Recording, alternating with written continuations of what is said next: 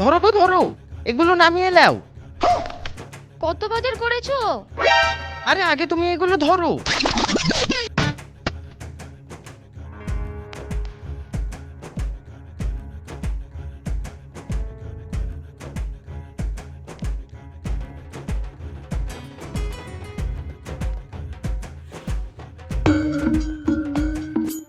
এতগুলো বাজার করার কি দরকার ছিল?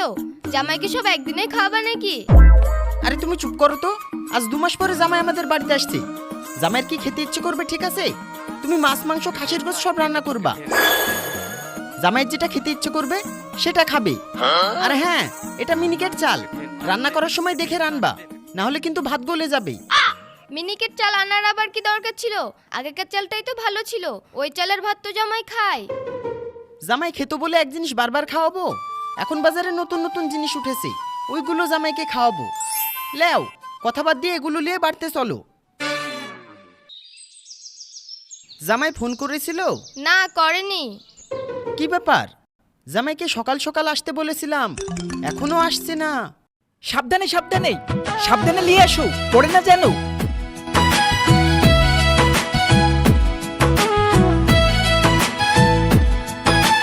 এখানে রাখো।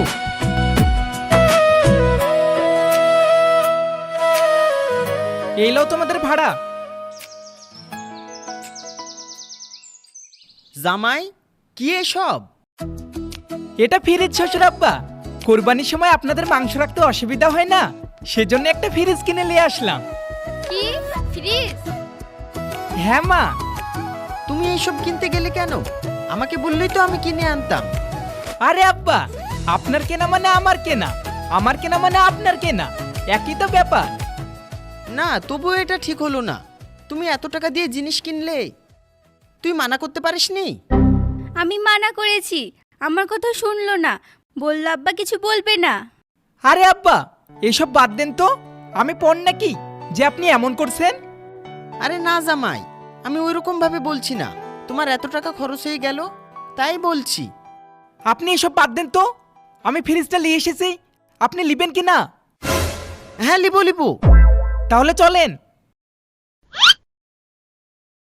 কি ব্যাপার শ্বশুর আব্বা, এত মাছ মাংস কি হবে? তুমি খাবে না তাই নিয়ে এসেছি। আমাকে আপনার মানুষ মনে হয় না রাক্ষস? এরকম কথা বলছো কেন জামাই? আপনি এতগুলো জিনিস এনেছেন, মাছ মাংস সব একসাথে খাওয়াই আমাকে হাগিয়ে ফেলবেন নাকি?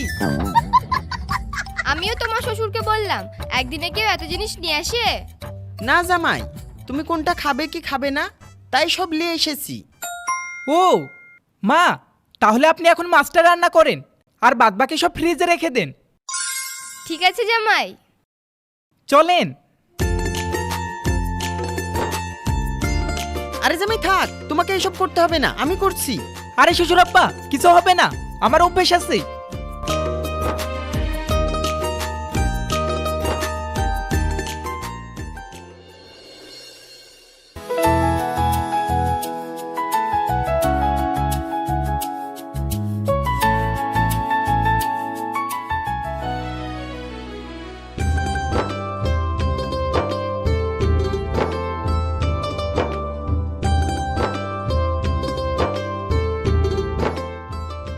তোমরা রান্না করো, আমরা জামাই শ্বশুর পাড়া থেকে ঘুরে আসি।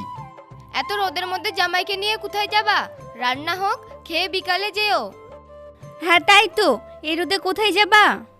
আরে মা, এর ওতে কিছু হবে না, একটু যাই পাড়াতে দেখি কে কি কোরবানি দিচ্ছে। আমাদেরকেও তো কোরবানি কিনতে হবে না?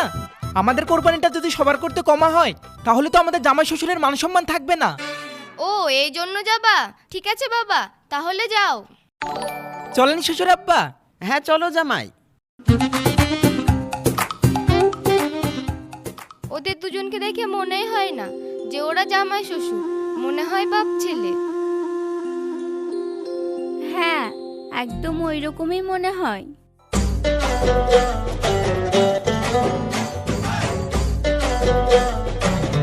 শ্বশুর আব্বা, এবার কি কোরবানি দিবেন?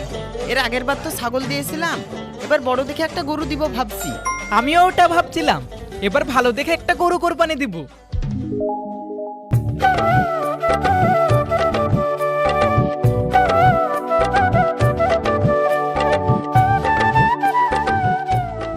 কিরে মাসুম, ছাগল নিয়ে কোথায় গেছিলি? কোথাও গিয়েছিলাম না ভাই, ছাগলটা কোরবানি দেওয়ার জন্য কিনে নিয়ে আসছি। কি কোরবানি দেওয়ার জন্য কিনলি? হ্যাঁ, কত নিল ছাগলটা? 15,000 টাকা। কি 15,000 টাকা? আপনাকে তো ঠগিয়ে নিয়েছে। গতবার আমি 10,000 টাকায় শ্বশুরাব্বাকে এরকম ছাগল কিনে দিয়েছি। কি শ্বশুরাব্বা বলেন? হ্যাঁ, জামাই গতবার আমাকে 10,000 টাকায় এরকম ছাগল কিনে দিয়েছে। তোকে তো ঠগিয়ে লিয়েছে রে।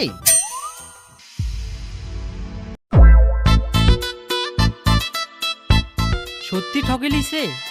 হ্যাঁ। আপনার যদি বিশ্বাস না হয় আমাকে 10,000 টাকা দেন, আমি এখনই এরকম ছাগল এনে দিচ্ছি। না, আমার বিশ্বাস হয়েছে, আমাকে সত্যি ঠকে লিছে। এবার থেকে ছাগল কিনলে তোমাকে জানাবো। হ্যাঁ, এবার থেকে ছাগল কিনলে আমার শ্বশুরকে বলবেন আপনাকে কম দামে ছাগল কিনে দিব। ঠিক আছে জামাই। ঠিক আছে, যা হয়েছে হয়েছে, এখন বাড়ি যা। এরকম ভুল যেন আর করবি না। ঠিক আছে ভাই।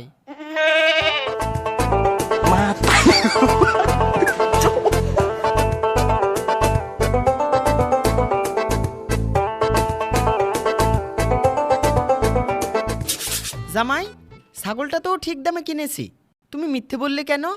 আরে শ্বশুরাব্বা, এটা বিজনেস প্ল্যান ছিল। আমরা যদি বলতাম তুমি ছাগলটা কিনে জিতেছো, তাহলে ও বুক ফুলে ভাব নিয়ে চলে যেত। আর আমরা যখন বললাম তুমি ছাগলটা কিনে ঠকেছো, তখন ওর মুখটা ছোট হয়ে গেল।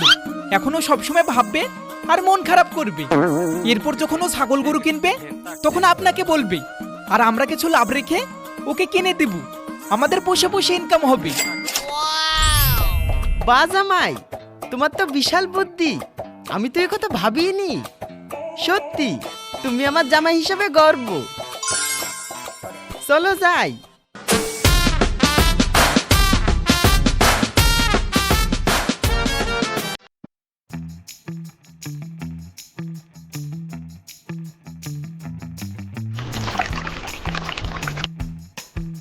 এই লাও শানি। এক কাজ করো, গরুর জন্য শুষ্কাটা রান্না করে রেখে দাও। ঠিক আছে।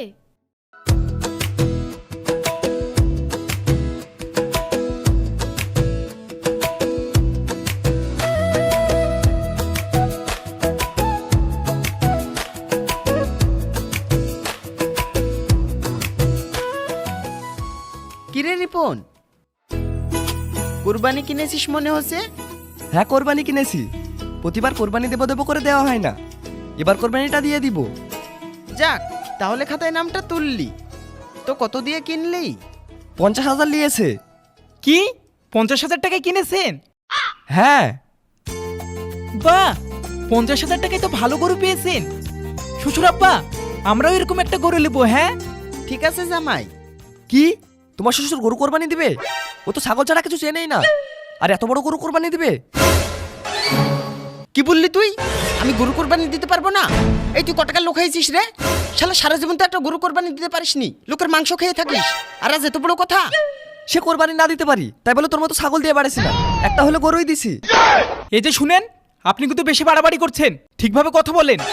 কি ঠিক ভাই বলবে? যা সত্যি তাই তো বলছি। তোর শ্বশুর যেটা পারবে না সেটা বলবে কেন? এই তুই আমার জামাইকে লেদে করছিস যে? তোর মুখ ছেড়ে ফেলবো। আই ছিড়ি দেখ তোর জামাই কোন লাগছে যে নিন্দন করে কথা বলতে হবে? তুই যেরকম ভাদাইমা তোর জামাই সেরকম ভাদাইমা। শালা আমার জামাইকে ভাদাইমা বলা তোর কিছু বলি রে? আজ শালার মাথা পাঠি ফেলবো। আরে চাচা থামো থামো, কি করছো? ছাড়াও আমাকে, শালা বুড়ি, আমার শ্বশুরকে ভাদাইমা বলা। ছাড় আমাকে, আমার জামাইকে ওরকম কথা, শালাকে আজ মেরেই ফেলবো। আর চাচা থামো, এমন করলে পাড়ার লোকে খারাপ বলবে। আরে তোর পাড়ার লোকের কিছু বলি, তুই ছাড় আমাকে, আজ ওর মুখ ভাঙিয়ে দিব। ভাই, ওকে ছেড়ে দেন, ওর ভুল হয়ে গেছে। আপনি তো জানেন ও একটু উল্টাপাল্টা কথা বলে। উল্টাপাল্টা কথা বলে বলে আমার জামাইকে উল্টাপাল্টা বলবে? ওটাই তো সমস্যা ভাই, কাকে কি বলতে হবে কিছু ভাবে না। বাপ, ওর হয়ে আমি ক্ষমা চাইছি, ওকে ছেড়ে দাও। মায়ের বয়সের মানুষ, ক্ষমা চাইছে, ছেড়ে দাও। শুধু আপনার জন্য ছেড়ে দিছি। এবার থেকে আমার শ্বশুরকে সম্মান দিয়ে কথা বলতে বলবেন, না হলে ওখান থেকে অ্যাম্বুলেন্স এনে হাসপাতালে নিয়ে যাব। হাসপাতালে কেন? মেরে যখন হাত পা ভাঙবো, তারপরে তো হাসপাতালে নিয়ে যেতে হবে। চলেন শ্বশুর আব্বা।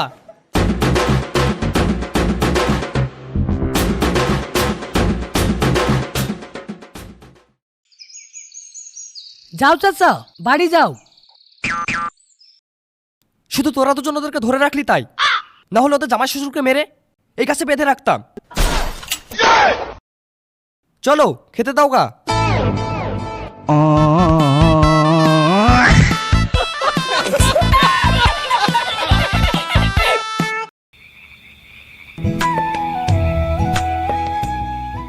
আব্বা, আমরা কাল গরু কিনে আনবো।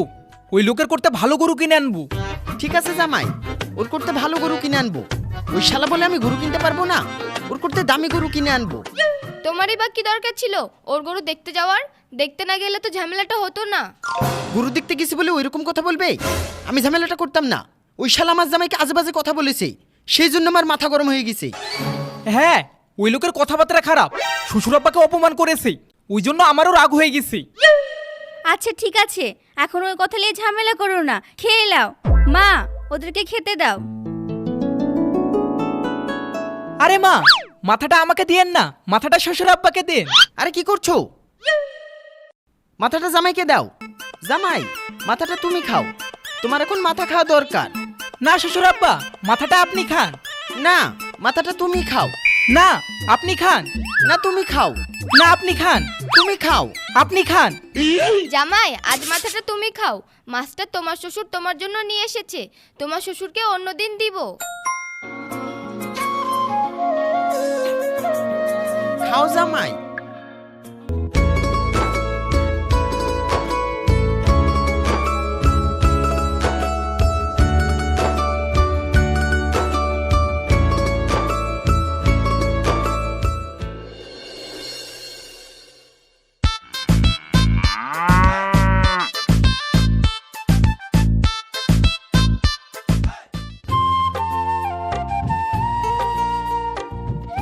কি ব্যাপার শামিম চাচা, কোরবানির জন্য কিনলেন নাকি? হ্যাঁ, কোরবানির জন্য কিনলাম। কেমন হয়েছে? ভালো হয়েছে।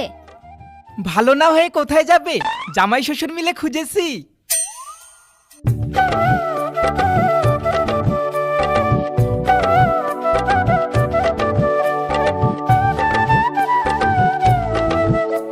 কি গো শামিম ভাই, কোরবানি নাকি? হ্যাঁ। গরুটা তো বেশ বড়ই গো। হ্যাঁ, এবার পাড়াতে সব করতে আমার বড় কোরবানি। আমার কোরবানি সেরা হবে।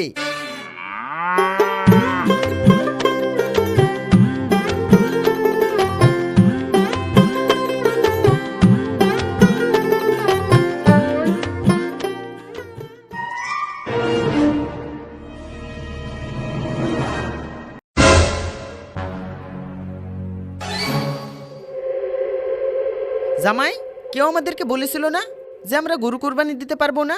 হ্যাঁ শ্বশুর আব্বা, এক ছুচিমুখ বুড়ো বলেছিল। এখন সে দেখিলে ওর করতে বড় কোরবানি দিছি। না শ্বশুর আব্বা, ওইসব শগুনের চোখ দিয়ে না দেখাই ভালো, না হলে আমাদের গরুর নজর লেগে যাবে। হ্যাঁ জামাই, ঠিক বলেছো। ওইসব লোকের চোখ শগুনের করতেও খারাপ।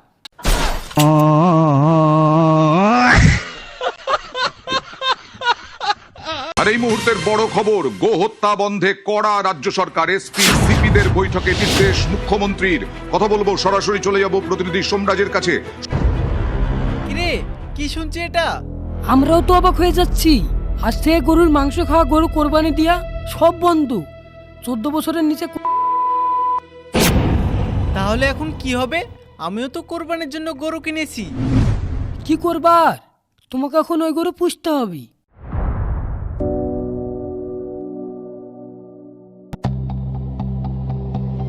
এই, ওটা শামিম চাচার জামাই না? হ্যাঁ, ওরাই তো। কি গো শামিম চাচা, কোরবানির জন্য কিনলে নাকি? হ্যাঁ। আরে সিসি, কি করলে গো চাচা? আরে একটা দিন যদি থামতে, তাহলে তোমার এত বড় ক্ষতি হতো না। কেন রে, কি হলো? এমন কথা বলছিস কেন? এখন খবরে দেখলাম গরুর মাংস খাওয়া, গরু কোরবানি দিয়া সব বন্ধ। সরকার নতুন আইন চালু করেছে। কি বলছিস? তোরা ভুলভাল খবর দেখিসনি তো? আরে না ভাই, আমরা ঠিক খবরই দেখেছি। বিশ্বাস না হলে নাইম চাচাকে জিজ্ঞেস করো। হাই আল্লাহ, এ কি হলো? এখন আমি কি করব? আমার এতগুলো টাকা সব পানিতে পড়ে গেল। শ্বশুর আব্বা, আমি এত টাকা দিয়ে গরু কিনলাম, আমার সব শেষ হয়ে গেল। এখন আমি কি করব? কিছু হবে না চাচা, সব ঠিক হয়ে যাবে, তুমি চিন্তা করো না।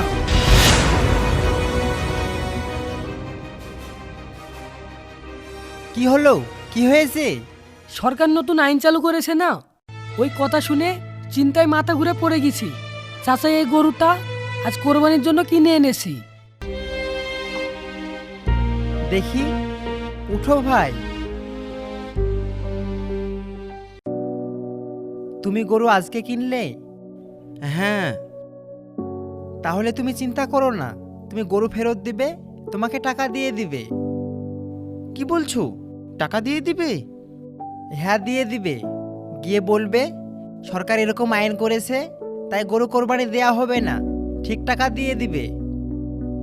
হ্যাঁ চাচা, ওদেরকে বলবে সরকার গরু কোরবানি দিতে দিছে না, আমরা গরু নেব না, তাহলে ওরা টাকা ফেরত দিয়ে দিবে। সে তো বুঝলাম, কিন্তু আর কদিন পরে তো কোরবানি। গরু মানা করলে আমরা কোরবানি দিব কি করে? কেন, ছাগল, দুম্বা, উট এসব কোরবানি দিবে? গরুই কোরবানি দিতে হবে এমন তো কোনো নিয়ম নাই। তুমি গৃহপালিত যে কোনো পশু কোরবানি দিতে পারো। হ্যাঁ, কিন্তু আমরা তো গ্রামের লোক, গরু পুষে সংসার চালাই। এইরকম আইন হলে তো আমরা গরু বেচা কেনা করতে পারবো না, অনেকজনের কাজ ইনকাম হারিয়ে যাবে। হ্যাঁ, ওই দিকটা একটু ক্ষতি হবে, তার জন্য সরকার কিছু করবে হয়তো। তাই বলে আমরা তো কিছু করতে পারবো না। সরকার যখন আইন করেছে আমাদেরকে মানতে হবে, আমরা তো আইনের বিরুদ্ধে চলতে পারবো না। কিরকম আইন? এসব আইন আমরা মানবো না, দরকার হয় আমরা মারামারি করব।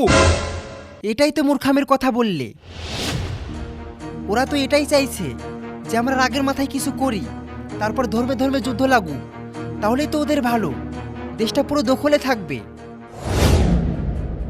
এখন একটা কথা সবসময় মনে রাখবে, যতই কিছু হয়ে যাক না কেন, রাগের মাথায় মারামারি বা গায়ের জোর দেহে কোনো কাজ করবে না। সবসময় ঠান্ডা মাথায় ও বুদ্ধি দিয়ে কাজ করবে। এতে একটু কষ্ট হবে, কিন্তু ধৈর্য ধরলে ধৈর্যের ফল সবসময় ভালো হয়। হ্যাঁ জামাই, উনি ঠিক বলছে। এইসব কাজে বিরোধিতা বা ঝামেলা করে হবে না, আমাদেরকে বুদ্ধি করে চলতে হবে। সরকার যা বলছে সেটা মেনে চলতে হবে। হ্যাঁ শ্বশুর আব্বা, বুঝতে পেরেছি। সব কাজ ঝামেলা করে বা বিরোধিতা করে হয় না, কিছু কাজ বুদ্ধি দিয়ে করতে হয়। আর আপনাদের সবাইকে বলি, আপনারা রাগে বা কারো উস্কানিতে কোনো ঝামেলা বা দ্বন্দ্ব করবেন না। একটা কথা মনে রাখবেন, একটা দেশলাইয়ের কাঠি পুরো এলাকা জ্বালিয়ে দিতে পারে, তেমন আপনার একটি ভুল সিদ্ধান্ত আপনার পুরো সমাজকে নষ্ট করে দিতে পারে। তাই গায়ের জোর দিয়ে না, বুদ্ধি দিয়ে কাজ করুন। ধন্যবাদ।